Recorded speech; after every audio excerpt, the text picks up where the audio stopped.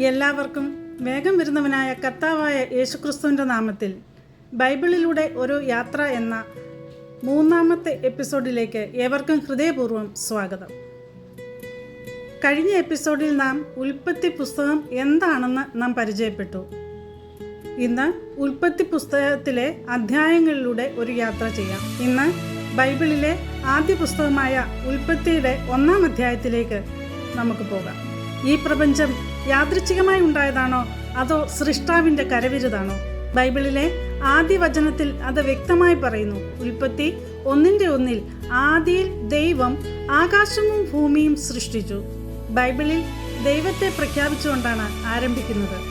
ആദിയിൽ ഭൂമി രൂപരഹിതവും ശൂന്യവുമായിരുന്നു. ആഴത്തിന്മേൽ ഇരുളുണ്ടായിരുന്നു, എന്നാൽ ദൈവത്തിൻ്റെ ആത്മാവ് അതിന്മേൽ പരിവർത്തിച്ചുകൊണ്ടേയിരുന്നു. 1-ാം ദിവസം വെളിച്ചമുണ്ടാകട്ടെ എന്ന് ദൈവം കൽപ്പിച്ചു. അങ്ങനെ വെളിച്ചമുണ്ടായി. അത് നല്ലതെന്ന് ദൈവം കണ്ടു.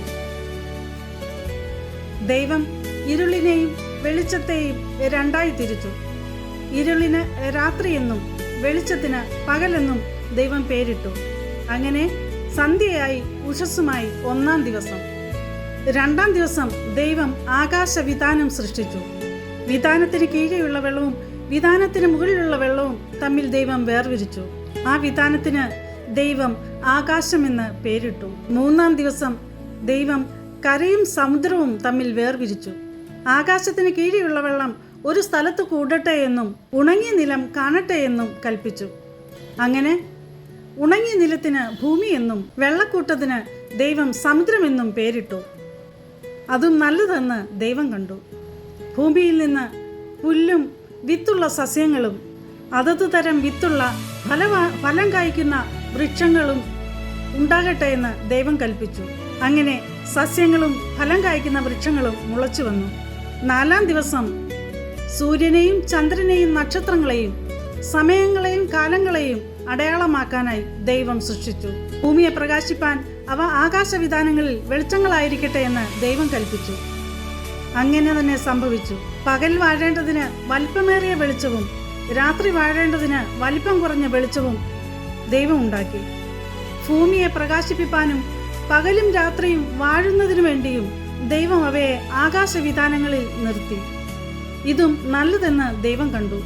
5-ാം ദിവസം സമുദ്രജീവികളെയും ആകാശത്തിലെ പറവകളെയും ദൈവം സൃഷ്ടിച്ചു. വെള്ളത്തിൽ ജലജന്തുക്കൾ കൂട്ടമായി ജനിക്കട്ടെ എന്നും ആകാശത്തിൽ പറവകൾ പറക്കട്ടെ എന്നും ദൈവം കൽപ്പിച്ചു. അങ്ങനെ അതത് തരം ജീവജന്തുക്കളെയും അതത് തരം പറവജാതിയെയും ദൈവം സൃഷ്ടിച്ചു. നിങ്ങൾ വർദ്ധിച്ചു പെരുകി സമുദ്രത്തിലെ വെള്ളത്തിൽ നിറവീൻ, പറവജാതികൾ ഭൂമിയിൽ പെരുകട്ടെ എന്ന് ദൈവം കൽപ്പിച്ചു. ദൈവം അവയെ അനുഗ്രഹിച്ചു. 6-ാം ദിവസം ഭൂമിയിലെ മൃഗങ്ങളെയും തൻ്റെ രൂപത്തിലും സാദൃശ്യത്തിലും മനുഷ്യനെയും സൃഷ്ടിച്ചു. മനുഷ്യനെ ആണും പെണ്ണുമായി ദൈവം സൃഷ്ടിച്ചു. അവൻ സമുദ്രത്തിലുള്ള മത്സ്യങ്ങളുടെ മേലും മൃഗങ്ങളുടെ മേലും സർവ്വഭൂമിയിന്മേലും ഭൂമിയിൽ ഇഴയുന്ന എല്ലാ ഇഴജാതികളുടെ മേലും വാഴട്ടെ എന്ന് ദൈവം കൽപ്പിച്ചു. താൻ ഉണ്ടാക്കിയതിനൊക്കെയും ദൈവം നോക്കിയിട്ട് അത് എത്രയും നല്ലത് എന്ന് ദൈവം കണ്ടു. ഓരോ ദിവസത്തിൻ്റെ അവസാനം ദൈവം തൻ്റെ സൃഷ്ടിയെ നോക്കിയിട്ട് നല്ലത് എന്ന് പറഞ്ഞു. ഉൽപ്പത്തി 1-ാം അധ്യായം നമ്മെ പഠിപ്പിക്കുന്നത് ഇതൊരു അപകടത്തിൻ്റെ ഫലമല്ല, മറിച്ച് സർവശക്തനായ ദൈവത്തിൻ്റെ ജ്ഞാനത്തിൻ്റെയും സ്നേഹത്തിൻ്റെയും പ്രകടനമാണ്. നമ്മുടെ ജീവിതവും യാദൃച്ഛികമല്ല.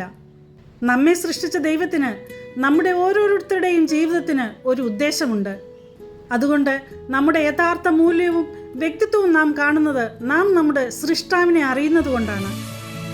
അടുത്ത എപ്പിസോഡിൽ ഉൽപ്പത്തി 2-ാം അധ്യായത്തിലേക്ക് കടന്ന് ആദമിൻ്റെ സൃഷ്ടി, ഏദൻ തോട്ടം, വിവാഹത്തിൻ്റെ സ്ഥാപനം എന്നിവ നമുക്ക് ആഴമായി പഠിക്കാം. അതുവരെ കർത്താവായ ദൈവം നിങ്ങളെ സമൃദ്ധിയായി അനുഗ്രഹിക്കട്ടെ.